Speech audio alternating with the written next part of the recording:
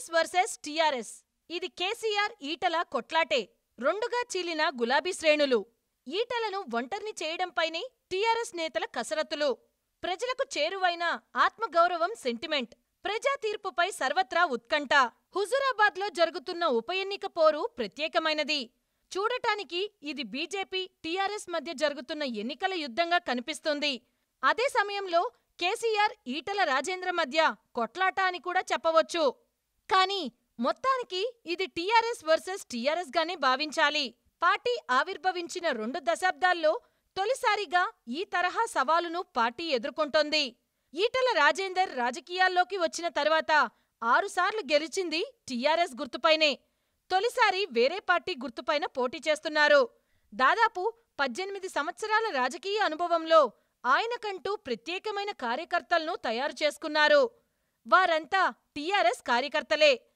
ఇప్పుడు ఆ పార్టీ నుంచి బయటకు రావడంతో ప్రస్తుత టీఆర్ఎస్ పార్టీ వెనుక ఉన్న శ్రేణులు, రాజేందర్ వెనుక ఉన్న శ్రేణులు అంతా ఒకే పార్టీకి చెందినవారు.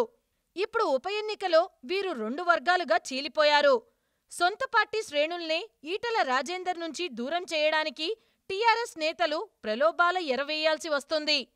మరోసారి గులాబీ కండువాలను కప్పాల్సి వస్తోంది. నిజానికి ఈటల రాజేందర్ శాసనసభ సభ్యత్వానికి రాజీనామా చేసిన వెంటనే ఉప ఎన్నిక వచ్చినట్లయితే బాగుండేదని ఆయన వర్గం భావించింది. వీలైనంత తొందరగా ఉప ఎన్నిక షెడ్యూల్ విడుదలయ్యేలా చొరవ తీసుకోవాల్సిందిగా బీజేపీ అధిష్టానాన్ని సైతం కోరింది. పశ్చిమ బెంగాల్ అసెంబ్లీ ఉప ఎన్నికలతో పాటే హుజూరాబాద్కు కూడా నిర్వహిస్తే స్థానిక నేతలను కాపాడుకోగలిగేవారమని ఈటల భావించారు. భారీ మెజారిటీతో గెలిచి సత్తా చాటుకునేవారినంటూ సన్నిహితులతో వాపోయారు. ఇప్పటికైనా గెలుపుపై ధీమా సడలకపోయినప్పటికీ చివరి విషయంలో ఏం జరుగుతుందోననే ఆందోళన మాత్రం వెంటాడుతుంది.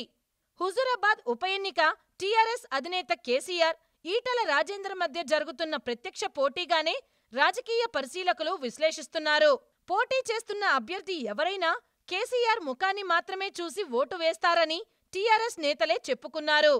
ఆయన ఇమేజ్, పార్టీ గుర్తు మాత్రమే అభ్యర్థిని గెలిపిస్తుందని పేర్కొన్నారు. ఈటల రాజేందర్ విషయంలో మాత్రం ఆయనకు నియోజకవర్గ ప్రజల్లో ఉన్న గుర్తింపు ద్వారానే ఎదురీదుతున్నారు. ఇక్కడ బీజేపీకి పెద్దగా గుర్తింపు లేదు. ఆయన వ్యక్తిగత ఇమేజ్ ద్వారా పార్టీకే గుర్తింపు లభిస్తోంది.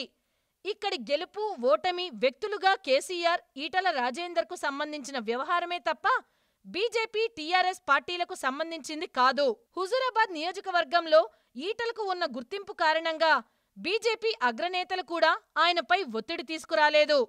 ఆ పార్టీకి చెందిన ఎంపీలు, ఎమ్మెల్యేలు జై శ్రీరామ్, భారత్ మాతాకి జై లాంటి నినాదాలు ఇస్తున్నా ఈటల రాజేందర్ మాత్రం వాటిపై సుముఖంగా లేరు.